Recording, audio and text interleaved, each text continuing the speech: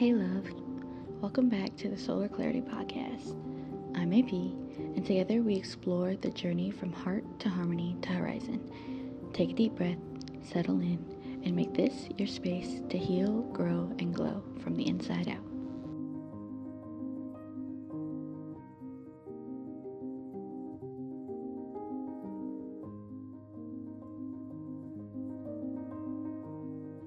You ever feel like your body doesn't really belong to you? Like it's this thing you're living inside of, but not really with? For me, it's been that way for a long time. My body's been through things that forced me to survive by checking out. I think trauma does that. It teaches you how to live without living, how to move through pain, through hunger, through exhaustion, while pretending it's normal.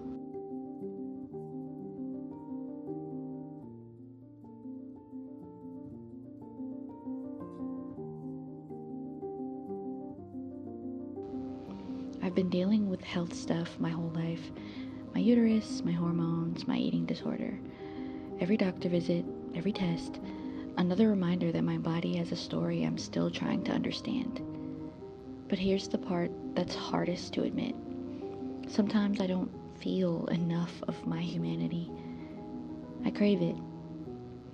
That's why things like drugs or alcohol, they used to make sense to me. While some people use them to escape their bodies, I use them to find mine. Because not feeling at all, that's its own kind of death. This episode is about that disconnection, the space between your mind and your skin, and what happens when your body remembers things your heart's not ready to face, and about the slow, painful, beautiful process of coming back home to yourself.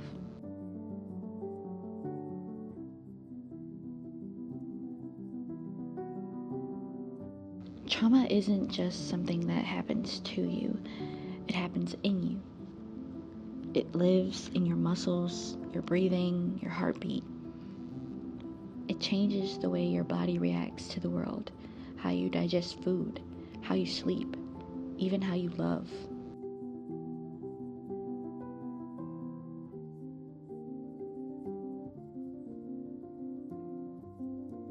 When something hurts you enough times, your body learns to protect you. It tightens up, shuts down. It stops sending signals because every signal was once met with pain or being ignored. That's what I mean when I say I've been disconnected from my body. It's not that I want to be, it's that my body learned that being numb was safer than feeling everything.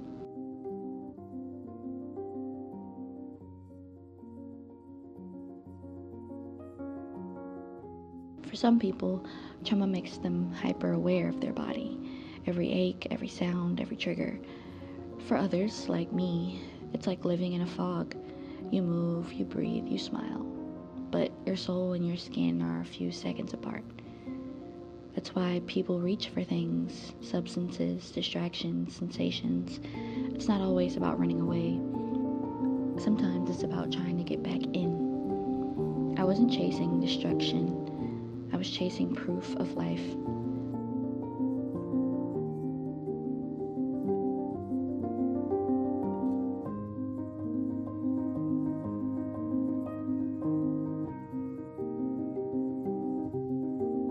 Because sometimes when trauma takes your connection to your body, you'll do anything just to feel human again. There's this craving that comes with trauma, not just for peace, but for presence.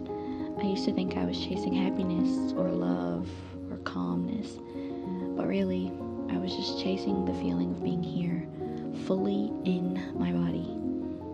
People talk about being human like it's automatic, like it's easy. But when you've had to disconnect to survive, even the smallest sensations can feel holy. Warm water, sunlight on your skin, a breath that actually fills your lungs. You start to realize that feeling human isn't always about joy. Sometimes it's pain. Sometimes it's letting your body cry before your mind understands why. There were days I looked in the mirror and saw nothing, just a shell. And other days I felt so much it scared me.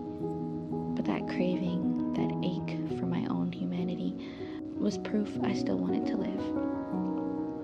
It's my body's way of whispering, I'm still here. And maybe that's what resilience really is. Not strength, not perfection, just the quiet decision to keep coming back.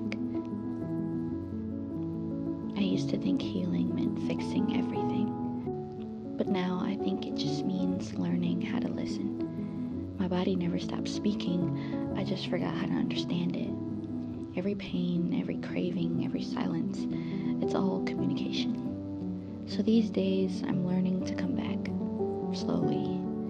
I check in with myself. I breathe to remind myself that I exist right here, in this skin, in this moment. This body, the one that's been dismissed, doubted, and hurt, is still mine. And they're still trying.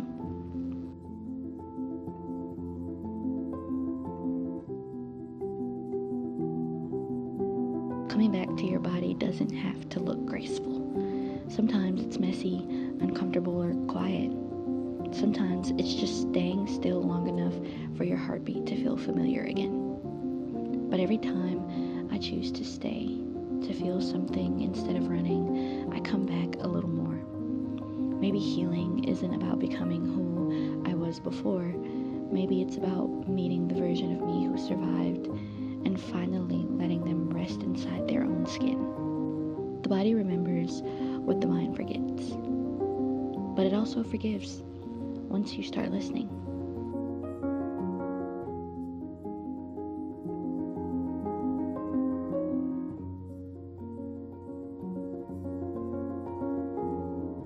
If this episode spoke to you, I want you to remember this. The body you live in isn't just a vessel, it's a witness. It carries your stories, your strength, and your survival. Learning to feel again doesn't happen overnight, but every moment you choose presence over perfection, you're healing.